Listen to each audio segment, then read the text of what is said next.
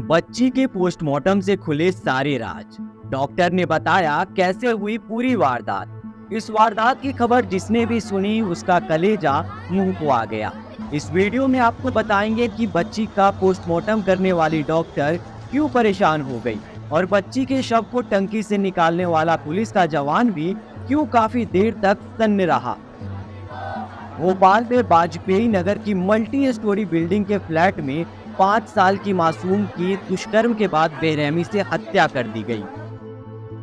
Postmortem करने वाली doctor Anuradha ने बताया कि हर बार जब मैं पोस्टमार्टम रूम में कदम रखती हूँ तो मेरे हाथ में एक जिम्मेदारी होती, न्याय की पहली कड़ी।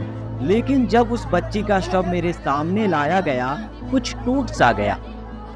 भोपाल के वाजपेयी नगर की उस मल्टी स्टोरी बिल्डिंग में जो हुआ होगा उसकी कल्पना से ही मेरा दिल बैठ गया था। बच्ची की हालत देख पहले तो मेरे हाथ ही कांप गए। एक माँ होने के नाते मेरी आंखों के सामने मेरी अपनी 6 साल की बेटी का चेहरा आ गया।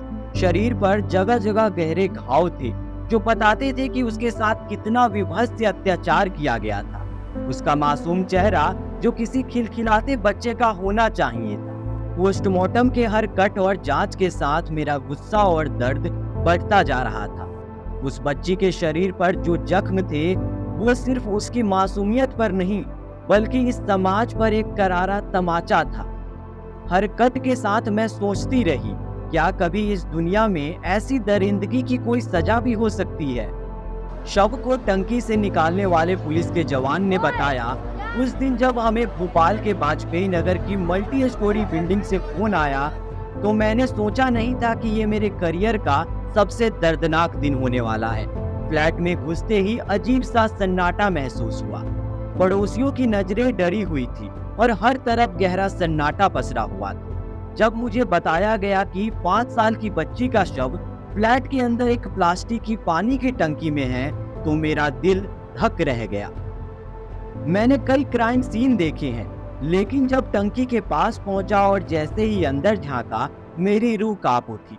टंकी में थोड़ा बहुत पानी था, लेकिन वो पानी खून से लथपथ हो चुका था। मैंने टंकी से बच्ची को निकालने की कोशिश की, पर उस हालत में उसे छूने की हिम्मत नहीं हो रही थी। शायद पहली बार मेरे हाथ कांप रहे थे। हालत इतने बुरे थे कि हमने तय किया कि टंकी समेत शव को ही एम्स ले जाया जाए। किसी तरह हमने टंकी को उठाया और एम्बुलेंस में रखा। लेकिन मेरे मन में एक ही सवाल गूंज रहा था, क्या इंसान इस हद तक गिर सकता है। उस मासूम बच्ची का चेहरा, उसकी खामोशी, उसकी नन्ही नन्ही उंगलियां, सब मेरे दिल पर गहरा असर छोड़ गए। इस घटना को भूल पाना शायद कभी मुमकिन नहीं होगा।